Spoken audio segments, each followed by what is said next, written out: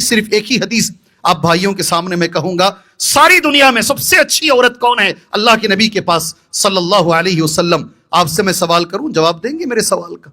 جی بولیے بولیے, ساری دنیا میں سب سے اچھی عورت کون ہے؟ ارے خالی چہرہ ہلائیں گے تو کام نہیں چلے گا, کچھ تو بولیے. ساری دنیا میں سب سے اچھی عورت کون ہے؟ زبان کو کنٹرول کرنے والی. اللہ جزائے خیر دے, آپ اللہ خیر جزائے خیر دے, اللہ تعالیٰ یہ توفیق بھی عطا فرمایا عورتوں کو. سبحان اللہ. کوئی اور ساتھی؟ شوہر کی اطاعت کرنے والی. اللہ جزائے خیر دے, بارک اللہ فیکم, اللہ تمہیں خیر و برکت عطا فرمائے. اب حدیث بولوں میں, نبی کہہ رہے ہیں. اب سب سے بہترین عورت کون ہے ساری دنیا میں؟ میں نے سوال کیا, ایک آدمی نے ایک جواب اور ایک آدمی نے اور ایک جواب دیا. میرے نبی ایک جواب دے رہے ہیں صلی اللہ علیہ وسلم. حدیث پڑھتا ہوں. خیر النساء, عورتوں میں سب سے بہتر عورت, نبی کا جملہ ہے. خیر النساء, ساری دنیا میں سب سے بہتر عورت یہ ہے. امرأتن, وہ عورت ہے. اللہ کے نبی کہہ رہے ہیں سبحان اللہ. کیا غور سے دیکھ رہے ہیں تم لوگ, ماشاء اللہ بارک اللہ. اذا نظرت الیہا سرت کا, جب بھی آپ دیکھیں اللہ کے نبی صلی اللہ علیہ وسلم, اللہ کے نبی کہتے ہیں جب بھی مرد اس کو دیکھے, جب بھی مرد اس عورت کو دیکھے, وہ خوشی سے اس کو واپس دیکھے. سبحان اللہ. کبھی بھی عورت کے چہرے پر ناراضگی نہ ہو, مسئلہ کیسے بھی ہو, شوہر کو کبھی بھی غلط نگاہ سے نہ دیکھے, غصے کی نگاہ سے نہ دیکھے. ہمیشہ جب بھی دیکھے وہ مسکرا کر شوہر کو دیکھے. یہ میرے نبی کا پہلا جملہ ہے. جی لوگ پیسوں کے لیے مسکراتے ہیں, لوگ پیسوں کے لیے مسکراتے ہیں. فلائٹ میں اندر جاؤ, ایئر ہوسٹس مسکراتی ہے. 5 اسٹار ہوٹل میں اندر جاؤ, لوگ مسکراتے ہیں, ان کے انہیں پیسے ملتے ہیں. میرے نبی نے کہا دنیا میں سب سے اچھی عورت وہ ہے, شوہر جب گھر کے اندر آتا ہے اسے مسکرا کر استقبال کرے. اللہ اکبر. اللہ ہمیں اس کی توفیق عطا فرمائے. جی ایک واقعہ جب ہم پڑھتے ہیں نا, اس ہمارے رونگٹے کھڑے ہو جاتے ہیں. گھر میں بچہ مر گیا ہے, گھر میں بچہ مر گیا ہے. سنے نہیں واقعہ؟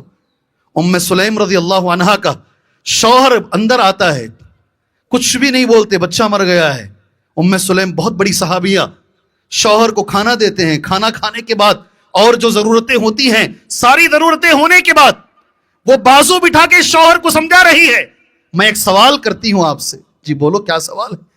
ایک آدمی نے ایک آدمی کو امانت دی, بعد میں وہ امانت واپس لے لیا, کیا کہیں گے آپ؟ ذرا کھل کر بات کیجئے. جب شوہر نے کہا, بیوی کہتی ہے اللہ نے ہم کو ایک بیٹا امانت میں دیا تھا, اللہ نے وہ بیٹا واپس لے لیا, بچے کا انتقال ہو گیا ہے. شوہر بیوی, کیسے بیوی شوہر کو بتا رہی ہے, کس انداز میں بول رہی ہے. اب غور کر کے دیکھ لیں میرے بھائیوں میری بہنوں, اندر آتے ہی چیخنا چلانا یہ نہیں ہے, نہیں ہے, ٹینشن دینا نہیں ہے. اذا نظرت الیہا سرت کا, جب مرد دیکھے مسکرا کر عورت دیکھے. نبی کا جملہ پڑھ رہا ہوں, کسی عقل مند کا نہیں ہے. وَإِذَا أَمَرْتَهَا أَطَاعَتْكَ, اور جب بھی شوہر حکم دے اس کے ہر حکم کو مانے. بھائی نے کہا اللہ آپ کو جزائے خیر دے, کبھی شوہر کو جواب نہ دے.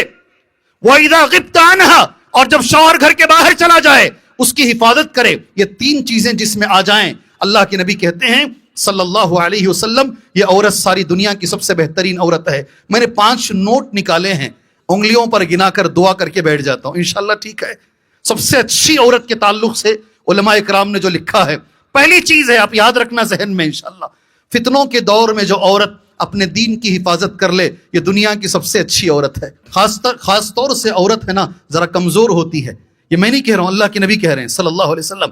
اس لیے جب دجال آئے گا, دجال کو فالو کرنے والوں میں سب سے زیادہ عورتیں رہیں گی.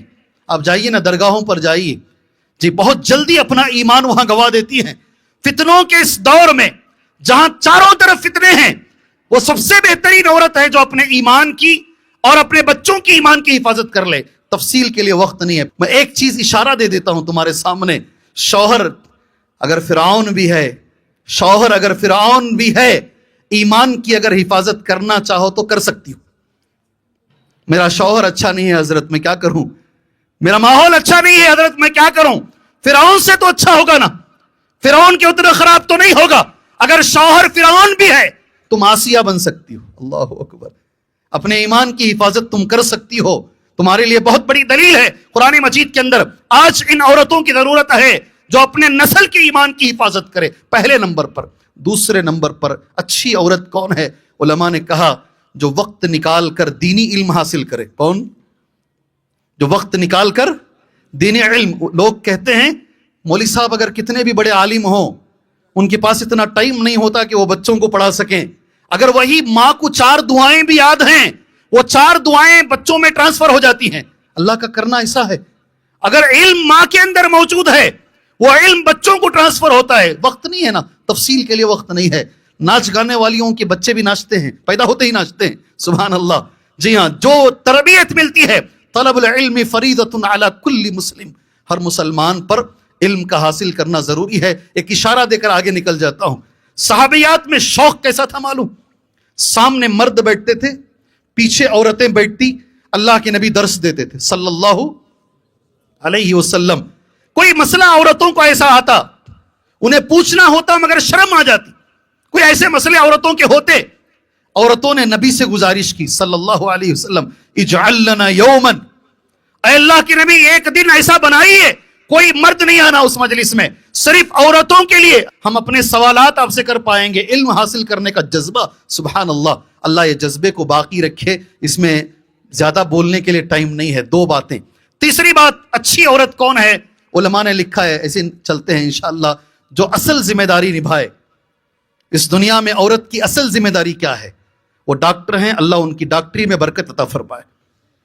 وہ پروفیسر ہیں, اللہ ان کے پروفیسری میں برکت عطا فرمائے, ان کی ٹیچنگ میں برکت عطا فرمائے. وہ عورت جہاں ہیں, وہ پائلٹ جو بھی ہیں, مگر عورت کی اصل ذمہ داری کیا ہے جانتے نبی نے کیا کہا صلی اللہ علیہ وسلم؟ ساری دنیا میں عورت سے جو سوال کیا جائے گا, اللہ جو سوال کرے گا عورت سے, کیا سوال کرے گا جانتے ہیں؟ وَالْمَرْأَةُ رَاعِيَةٌ وَهِيَ مَسْئُولَةٌ عَنْ رَعِيَّتِهَا. سبحان اللہ. عورت ذمہ دار ہے اور اس کی اصل ذمہ داری ہے اس کا گھر, اس کی اولاد, اولاد کی تربیت, بچوں کی تربیت.